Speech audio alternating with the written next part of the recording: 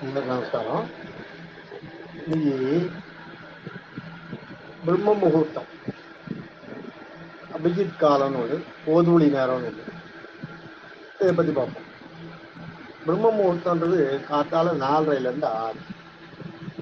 இந்த 4:30லேருந்து 6க்குள்ள இருக்கிற நேரத்துக்கு வந்து பிரம்ம முகூர்த்தம் பேர். உஷத் காலம்னு சொல்லுவாங்க. உஷஸ்ன்ற பெண் தோன்றிய முன்னே செல்ல சூரியன் பின்னே சென்றாலும் உஷஸ்ன்ற பெண் தோன்றி முன்னே செல்ல சூரியன் பின்னே சென்றார். அதுதான் உஷத் காலம்னு சொல்லுவாங்க. உஷத் காலம் அந்த நேரம் தான் பிரம்ம முகூர்த்தம். அந்த நேரத்தில் வந்து நீங்கள் எதுவும் பார்க்க வேண்டியது, எந்த வரைமுறையே கிடையாது.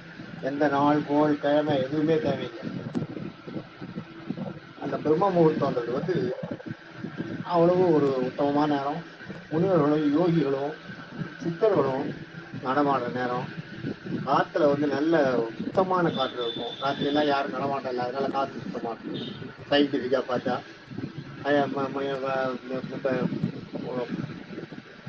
மெய்ஞான வழியில் பார்த்தீங்கன்னா சித்தர்கள்லாம் நடமாடுற நேரம். அந்த நேரம் யோகிகள் முனிவர்கள்லாம் வர நேரம். அந்த நேரத்தில் அவங்களோட அருள் நமக்கு கிடைக்கும். அந்த நேரத்தில் நம்ம எழுந்தோம்னா உஷத்காலம் கிடைக்கும். 4:00லேருந்து 6 பிரம்ம முகூர்த்தம். 4:30 மணிக்கு கண் வைத்து பயணமாகிறார். இந்த உஷா இந்த பெண் தான் காலை 4:30 மணிக்கு கண் வைத்து பயணமாகிறார். 4:30 மணிக்கு வந்து சூரியன் வருஷம் முன்னாடி விடிவெள்ளின்னு வாங்க தெரியுமா? அதுதான் பெண். அந்த பெண் தான் உஷஸ்க்கு பேர். அந்த விடிவெள்ளிக்கு உஷஸ்க்கு பேர். அந்த பெண் 4:30 மணிக்கு கண் விழித்து அவள் பயணமாக பின்னாடியே சூரியன் சொல்வாராம். அதுதான் உஷத் காலம். பிரம்ம முகூர்த்தத்துக்கு பார்த்தீங்கன்னா திடீர்னால ஒரு தோஷம் கிடையாது, வாரத்தினால வர தோஷம் கிடையாது. வாரம்னா என்னென்னா செவ்வாய்க்கிழமை செய்ய மாட்டாங்க, சனிக்கிழமை செய்ய மாட்டாங்க, சிலர் செய்வாங்க சிலர் செய்ய மாட்டாங்க. சனிக்கிழமை செவ்வாய்க்கிழமை உதவாங்க, ஞாயிற்றுக்கிழமை உதவாதுக்குவாங்க. அதெல்லாம் எதுவும் கிடையாது. பிரம்ம முகூர்த்தத்துக்கு எதுவும் கிடையாது. திதி அதான் வாரம்ன்றது. அதான் திதின்றது நமக்கு தெரியும். திதின்றதுல வந்து உங்களுக்கு அஷ்டமி நவமி எல்லாம் வருது இல்லையா, அதெல்லாம் பதிலாம் பண்ணக்கூடாதுன்னு. அதே மாதிரி நட்சத்திரத்தை பார்த்தீங்கன்னா பரணி கார்த்திகை இந்த மாதிரி நட்சத்திரத்தில் எந்த காரியமும் செய்ய மாட்டாங்க. பரணி கார்த்திகையில் நல்ல காரியங்களை செய்ய மாட்டாங்க. பரணி கார்த்திகை வேண்டான்னுவாங்க. ஆனால் கார்த்திகை வந்து இப்போ முருகனோட நட்சத்திரம், அதில் வேண்டான்னுவாங்க. அது என்னன்னு தெரியல. அந்த மாதிரி அந்த காலத்தில் ஒரு இது வச்சுருந்தாங்க, பரணி கார்த்திகை கூடாதுன்னுவாங்க. ஆனால் பரணி கார்த்திகை நட்சத்திரம் இருக்கிற நாள்லேயே இந்த பிரம்ம முகூர்த்தத்தில் பண்ணீங்கன்னா எதுவும் கிடையாது. அதே மாதிரி மரண யோகம் பஞ்சாங்கத்தில் பார்த்தீங்கன்னா மரண யோகம், சித்த யோகம், அமிர்த யோகம் 3 யோகம் இருக்குது. அதில் மரண யோகமே அவையே இருந்தால் கூட உங்களுக்கு வந்து இந்த பிரம்ம முகூர்த்தத்தை இது பண்ணீங்கன்னா அதுக்கு வந்து ஒன்றுமே கிடையாது. அதெல்லாம் பார்க்க வேண்டியதே கிடையாது. அதுதான் யோகமே பார்க்க வேண்டியதில்லை, இதையும் பார்க்க வேண்டிய, நட்சத்திரமும் பார்க்க தேவையில்லை, எதுவுமே கிடையாது. திதிக்கும் சரி, நாளுக்கும் சரி, நட்சத்திரத்துக்கும் சரி, யோகத்துக்கும் சரி, கரணமும் சரி, இது எல்லாமே இந்த பிரம்ம முகூர்த்த நேரத்தில் எல்லாமே அதனுடைய சுய சக்தியை இழக்கும். கெட்ட இதெல்லாம் இருக்குதுன்னா அதனோட சுயசக்தியை வந்து பிரம்ம முகூர்த்தத்தோட அந்த சக்தி தான் வலுப்பெறும். ஆனால் அதுவே நல்ல நட்சத்திரங்கள் நல்ல யோகங்களாக இருந்ததுன்னா நல்ல யோகங்கள் வந்து இந்த பிரம்ம முகூர்த்த கூட சேர்ந்துட்டு அது ரொம்ப நல்ல பலன் போகும். அதனால பிரம்ம முகூர்த்தத்தில் எதுவும் எந்த காரியத்தையும் பண்ணலாம் ஞாபகத்துக்கு. அது மாதிரி நிறைய விஷயம் விட்டு பிரம்ம முகூர்த்தம். அது மாதிரி அபிஜித் நேரம்ன்ற பாருங்க. அபிஜித் நேரம்ங்கிறது வந்து நல்ல மத்தியானம் 11:45 12:15 வரைக்கும் அபிஜித் நேரம் பேர். இதில் பார்த்தீங்கன்னா அந்த திங்கக்கிழமையில நான் அந்த நேரத்தில் போனோம். எல்லாம் அந்த காலத்தில் இருந்துச்சு, அதை வச்சுருக்காங்க. இந்த சாஸ்திரம்லாம் பார்த்துருக்காங்க. திங்கக்கிழமை வந்து நல்ல வேலை கிடைக்கிறதுக்கு இந்த அபிஜித் நேரம் 11:45 12:15 திங்கக்கிழமை போய் ஒரு பிரயாணம் பண்ணி போய் இப்போ வேலை கிடைக்கிறதுக்கு போனீங்கன்னா சித்தியாகும். செவ்வாய்க்கிழமையில வீடு வாங்குறது, கடன் தீர்றதுக்கு, இதுக்கெல்லாம் நீங்கள் முயற்சி எடுத்தீங்கன்னா அது நல்லபடியாக முடியும். புதன்கிழமை வந்து எழுந்ததை பேசுறது, தொலைஞ்சு போனது, திருட்டு போனது, தெரியாமல் போனது, குடிக்கணும் போனது, இதையெல்லாம் மீட்டு தரத்துக்கு புதன்கிழமையில அந்த அபிஜித் நேரத்தில் இப்போ செஞ்சீங்கன்னா அது வந்து சித்தியாகும். முக்கியமாக சந்தான பாக்கியத்துக்கான பூஜையை வந்து புதன்கிழமையில 11:45 12:15 வரைக்கும் செஞ்சீங்கன்னா அதுக்கு வந்து பலன் உண்டு, சந்தான பாக்கியம் உண்டாகும். வியாழக்கிழமையில வந்து என்னென்னா குரு படிக்கிறது, கல்வியில் நல்ல சிறப்பான கல்வியை பெறுறதுக்கு வியாழக்கிழமையில பண்ணலாம். வெளிநாடு செல்றவங்க முயற்சி எடுக்கிறவங்க அந்த வெள்ளிக்கிழமையில விசிட் நேரத்தில் பண்ணாங்கன்னா அது நல்லா ஆகும்.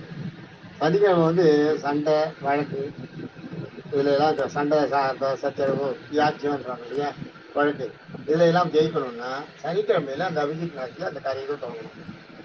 ஞாயிற்றுக்கிழமையில என்னன்னா அருமையானது, ஊழ் வினைகள் அகல. ஊழ் வினைகள்ன்றது இந்த ஜென்மத்தில் வருதில்லை, முதல் ஜென்மத்தில் நம்ம சேர்ந்த ஊழ் வினைகள் அது அகலத்துக்கும் வியாதி ஒழியத்துக்கும், உடம்பு ஏதாவது வியாதி இருந்ததுன்னா அது ஒழியத்துக்கும் இந்த அபிஷேக் காலத்துல வந்து ஞாயிற்றுக்கிழமையில நீங்க அதை மருந்து சாப்பிட்றது, அந்த மாதிரி ஊழ் வினைகள் அகறதுக்காக ஏதாவது பரிகாரம் பண்றது, ஹோமம் பண்றது, இதெல்லாம் அந்த 11 காலம் 12 காலம் அந்த 50 செய்யலாம். அதே அபிஜித் நட்சத்திரம்னு ஒண்ணு. அபிஜித் நட்சத்திரன்றது மகர ராசி உத்திராட நட்சத்திரத்தில் கடைசி கால் பங்கும். மகர ராசியில வர உத்திராட நட்சத்திரத்துல கடைசி கால் பங்கும். அதுக்கு அடுத்து உத்திராடத்துக்கு அடுத்து திருவோணம். திருவோண நட்சத்திரத்துல 15ல் 1 பாகமும். 15ல் 1 பாகம்ன்றது 4 நாழிகை. 4 நாழிகைன்றது 1.25 மணி நேரம். அந்த அந்த அந்த 1.25 மணி நேரமும் அது ஒரு 15 நாழி. ஒரு நட்சத்திரத்துக்கு பொதுவா வந்து 60 நாழி. உங்களுக்கு கடைசி கால் பங்குன்றது எவ்வளோ 15 நாழி. திருவோண நட்சத்திரத்துக்கு ஒரு 4 நாழி. இந்த 19 நாழி இருக்கு இல்லையா, இந்த 19 நாழி சேர்ந்த நேரம் அந்த அந்த நட்சத்திரத்துக்கு பேரு அபிஜித் நட்சத்திரம் பேரு. இந்த நட்சத்திரத்துல பிறந்தவங்களுக்கு வந்து அன்பு பண்பு கண்டிப்பு நிறையா இருக்கும். சேவை மனப்பான்மை, யாருக்கும் உதவி பண்றது, அது மாதிரி எண்ணங்கள் நிறையா இருக்கும். செய்த தொழிலில் நாணயம் கௌரவம் பற்று முதலிய குணங்கள் உடையவர்களாக இருப்பாங்க. செய்த தொழில நாணயம் கௌரவம் பற்று அதே இருக்கவங்களா இருப்பாங்க. தாய் தந்தையிடம் குணம் கலந்துருக்கும், சாயலும் இருக்கும். சாயல்லே அப்பா அம்மா மாதிரி அவங்களோட குணமும் கலந்த மாதிரி இருக்கும். கல்வி குறைவாகவே இருக்கும். இந்த அபிஜித் நட்சத்திரத்தில் பிறக்கிறவங்களுக்கு கல்வி இருக்காது, ஆனால் தொழிற்கல்வியை சிறந்து விளங்குவாங்க. எங்கள் ஆஃபீஸில் இருந்தார் தியாகராஜன், அது தெரியும், நம்ம ஆளுங்களுக்கு தெரியும். ஒன்றுமே படிக்கல, ஆனாலும் ஆஃபீஸ்லேயும் எல்லா இடத்துலையும் பூந்து ஒர்க் பண்ணிட்டு வந்தார். வெளியிலையும் போனாலும் எந்தெந்த பெரிய பெரிய கணக்கு சீட்டு கணக்கெல்லாம் வச்சு இன்னும் கூட அதெல்லாம் பண்ணிட்டு தான் இருக்காரு. ரிட்டையர் ஆகி போன அப்புறம் அப்போ 80 நினைக்கிறேன் அவர் வயசு எப்படியும் 78 72 அது மாதிரி இருக்கும். இன்னும் அவர் அந்த வேலையெல்லாம் செஞ்சுருக்காரு. அதே மாதிரி விடாமுயற்சி, எதையும் விடாமல் பண்ணுறது, ஆய்வு மனப்பான்மை, எதையும் ஆராய்ச்சி பார்த்து ஆய்வு பண்ணி இதில் என்ன இருக்குது அதில் என்ன இருக்குது உடச்சி பார்க்குறது. இப்போ நான்லாம் கூட பார்த்தீங்கன்னா எங்கள் வீட்டில் முன்னாடிலாம் டியூப் லைட் போயிடுச்சுன்னு வைங்க, அந்த சோக்கு இருக்கு இல்லையா, டியூப் லைட் போயிடுச்சு அப்படின்னா அந்த சோக்கை எடுத்து கைட்டி உள்ளே என்ன ஆகுதுன்றதை பார்ப்பேன். எப்படி அது எலக்ட்ரிக்கில் இது வந்து பவர் வந்து எப்படி மேக்னெட்டிக் பவர் ஆகி அது இதாகி மறுபடியும் எலக்ட்ரிக் பவர் ஆகி டியூப்புக்கு வருது அப்படிங்கிறதெல்லாம் உட்காந்து பார்த்துட்டு இருப்பேன். அது சோக்கு தான் கொஞ்சம் கரெக்டாக வாங்கி சோக்கு உள்ளே இருக்கிற செப்பு கம்பியில் பூஸ்ட் பண்ணி வெளியில் அனுப்புறது. அது மாதிரி அதெல்லாம் நம்ம வந்து விடாமுயற்சி ஆய்வு மனப்பான்மையோட இருப்பாங்க. நட்பு வட்டம் அதிகமாகும், நிறைய ஃப்ரெண்ட்ஷிப் இருப்பாங்க. ஆன்மீகப்பட்டு ஆன்மீகத்தில் ரொம்ப ஈடுபாடு இருக்கும். தன்னம்பிக்கை அதிகம், எந்த காரியத்தையும் செஞ்சு முடிச்சுருவோன்ற அந்த தன்னம்பிக்கைக்கு அதுவும் இருக்கும். இந்த மாதிரி இது வந்து இதில் இந்த குணங்கள்லாம் வந்து நாதமொழிகளுக்கு இருக்குது. நாதமொழிகள் வந்து பார்த்தீங்கன்னா அஷ்டமா சித்திகள். அஷ்டமா சித்தின்றது 8 சித்திகள். அஷ்டமா சித்தின்றது 8 சித்திகள். இந்த 8 சித்தி எது தெரியுமா உங்களுக்கு? அசிமா மகிமா கரிமா லகிமா பிராப்தி பிராகாமியம் ஈசத்துவம் வசித்துவம். இது போல நான் முன்னாடியே படிச்சுட்டேன், சொல்லிட்டேன் உங்களுக்கு. ஏதாவது சித்தி பெற்றவர்களுக்கு ஆதிசங்கர் அது மாதிரி இதாக இருந்திருக்கார். இது மாதிரி நிறைய அந்த சிறந்த முனிவர்களாக எப்போ நடந்திருக்காரு. ராமானுஜர், ஆதிசங்கர், சத்தியசந்த தீர்த்தம் கன்னடத்தில் அவர் நடத்திருக்காரு. இப்போ இதுலேயே நம்ம வைஷ்ணவ சம்பிரதாயத்தை பராசர பட்டருக்கு ஒருத்தர் இருந்தார், ராமானுஜருக்கெல்லாம் அப்புறம். அவருக்கு அஷ்டமா சித்தி உண்டு. அதே மாதிரி மணக்கால் நம்பின்னு ஒருத்தர் இருந்தார், அவருக்கு அஷ்டமா சித்தி உண்டு. முருகை காவலை பண்ண ஒருத்தர் இருந்தார், அவருக்கு அஷ்டமா சித்தி உண்டு. இவங்க எல்லாருக்குமே அந்த அஷ்டமா சித்தின்றது வந்து முதலியாண்டான்னு ஒருத்தர் இருந்தார், அவருக்கு உண்டு. அதே மாதிரி பார்த்தீங்கன்னா யோக சாஸ்திரம் உண்டு. யோக சாஸ்திரம் வந்து புதுவை காவலப்புறம் உண்டு, திருக்கட்சி நம்பிக்கை உண்டு, அது மாதிரி திருக்கோஷ்டியூர் நம்பிக்கை உண்டு. இது மாதிரி சிலர் இருக்காங்க. அவங்க அந்த யோக சாஸ்திரத்துக்கு என்னன்னா யோக நிலையில் அப்படியே உட்காந்துருப்பாங்க. இவங்களுடைய மனசும் எதிர இருக்கிற இறைவன் வந்து வந்து உட்காந்து பேசிட்டு இருப்பாரு இவங்ககிட்ட. நம்ம 2 பேரும் ஃப்ரெண்ட்ஸும் பேசுவோம், அது மாதிரி பேசுவாங்க. என்ன சாப்பிட்டேன், நீ என்ன சாப்பிட்ட, நீ என்ன சாப்பிட்ட, எப்படி இருக்கு உனக்கு உடம்பு, என்ன இது, என்ன இதுக்கு இந்த காரியத்துக்கு நான் எப்படி பண்ணணும், எனக்கு வழி சொல்லுங்க, நீ செய்யறது தப்புன்னு சொல்லுவார்.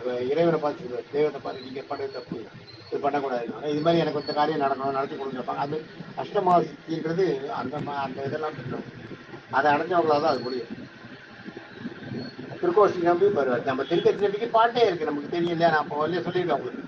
கனிக்கண்ணன் போகின்றான் தாமரை பூங்குச்சி, மணிவண்ணா நீ விளக்க வேண்டாம், துணியோடு சென்னா புலவரும் செல்கின்றேன், நீ உங்கள் பையனாக பாய் சுருட்டிக்கொள் அப்படின்னு திருக்கட்சி நம்பிக்கை. அதை திருக்கட்சி நம்பி பெருமாளை பாயை சுருட்டி கொண்டவுடனே பெருமாளை பாயை சுற்றி கூட போயிட்டாரான். அதுதான் சொன்னவண்ணம் செய்த பெருமாள் இன்னும் காஞ்சிபுரத்தில் இருக்கு. ஏதோத்காரின்னு அந்த கோயில் பேர், ஏதோத்காரி பெருமாள் பேர், சொன்னவண்ணம் செய்த பெருமாள்.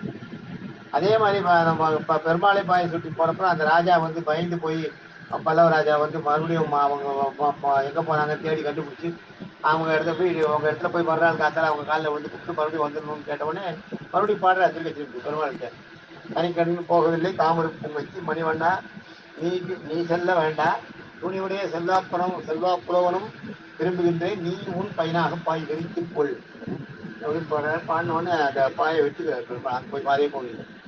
அந்த ஒரு ராத்திரி வந்து இருந்த இடத்துக்கு பேர் தான் ஓரிக்கை பேர். இப்போ ஓர் இருக்கை, ஓர் இரவு இருக்கைன்னு அது அப்படியே மாறி போய் ஓரிக்கைன்னு மாறி போச்சு. இப்போ வந்து அதுக்கு பேர் வந்து ஓரிக்கைன்னு பேர் அந்த இடத்துக்கு பேர். இன்னைக்கு அந்த இடத்துல தான் இன்னைக்கு காஞ்சி காமகோடி போயிடும் புது மடம் கட்டியிருக்காங்க, ஓரிக்கையில் தான் கட்டியிருக்காங்க. இதெல்லாம் அந்த அந்த மாதிரி அந்த சித்திகள்லாம் பெற்றவங்க. அவங்க பெருமாள்கிட்ட பேசுவார், பெருமாள் நீ பாயை சுற்றி பின்னாடி வரனா பெருமாள் ஆதிசேஷன் கூப்பிட்டு பின்னாடியே வந்துட்டாருமே. அதே மாதிரி திருப்பி இல்லை நான் போல, ராஜா வந்து மன்னிப்பு கேட்டால் நான் மறுபடியும் பழைய இடத்துக்கு போகிறேன், வந்து பாய் படுத்து வரணுடனே பெருமாள் வந்து படுத்துட்டாங்க. ஏதோ ஒரு காரி பெருமாள். அது மாதிரி அந்த அஷ்டமா சித்தின்றது அது மாதிரி அஷ்டமா சித்திகளை இருந்தவர் நாங்கள். அது அது வந்து அசிமா மகிமா கரிமா லகிமா பிராப்தி பிராகாமியம் ஈஸ்வரத்துவம் வசித்துவம். அது வந்து அது பொதுவாகவே சொல்லுவாங்க, அசிமா மகிமா கரிமா லகிமா பிராப்தி பிராகாமியம் ஈஸ்வரத்துவம் வசித்துவம்னு 7 அஷ்டமா சித்திகள் 8 அஷ்டமா சித்திகள் 8. அதே மாதிரி அஷ்ட யோகங்கள் இருக்கு. யமம் நியமம் ஆசனம் பிராணாயாமம் பிரத்யாகரம் தாரணை தியானம் சமாதி அஷ்ட யோகங்கள்லையும் அஷ்டம். அதான் இந்த யமம் நியமம் ஆசனம் பிராணாயாமம். பிராணாயாமம் ஆசனம்லாம் தெரியும் நமக்கு, பிராணாயாமம் தெரியும். யமம் நியமம் ஆசனம் பிராணாயாமம் பிரத்யாகரம் தாரணை தியானம் சமாதி. அதே மாதிரி அந்த அது அவ்வளவு அந்த அந்த வித்தைகள்லாம் அவங்களுக்கெல்லாம் தெரியும். அந்த நாதமுடி வீட்டுலாம் அவங்களுக்கு தெரியும். அவங்கெல்லாம் வந்து இந்த மாதிரி தான் இந்த அந்த அபிஜித் நட்சத்திரத்தில் பிறந்தவங்களா இருப்பாங்க. இந்த அபிஜித் நட்சத்திரத்தில் பிறந்திருந்தாங்கன்னா இந்த மாதிரி எல்லா சித்திகளும் கிடைக்கும். வாழ்வாங்க அதாவது பேர் கட்டி ஆண்டான்னுவாங்க.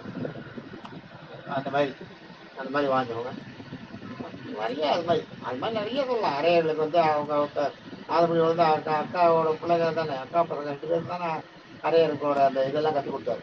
நாத வினோதன் நாதன் ஒருத்தர் பேர், வினோதன் ஒருத்தர் அவங்க அக்கா பிள்ளை. 2 பேரும் கற்றுக் கொடுத்து தான் அவங்கள அரையர் ஆகினார். அவங்க தான் பின்னாடி பிற்காலத்து கீழே தாழ்வான் மேலே தாழ்வான். இன்னைக்கும் போனீங்கன்னா சீரகத்தை சொல்லலாம், கீழே தாழ்வான் மேலே தாழ்வான். அது என்ன நம்மளுக்கு கீழாக தாழ்வான் மேலாக தாழ்வான். இவங்க 2 பேர் வீடும் ஒருத்தர் சீரகம் கோயிலுக்கு கிழக்கையும் ஒருத்தர் சீரகம் கோயிலுக்கு மேற்கையும். அதான் கீழக தாழ்வான் ஆழ்வான் மேலக தாழ்வான்னு பேர் அவங்களுக்கு. எதுக்கு நான் நம்ம நாதமொழிகளை சொன்னேன்னா, நாதமொழிகள் வந்து அபிஜித் நட்சத்திரத்தில் பிறந்தது, அதுக்காக சொன்னேன். பெருமாளே வந்து அவங்களுக்கு உபதேசம் பண்ணாங்க.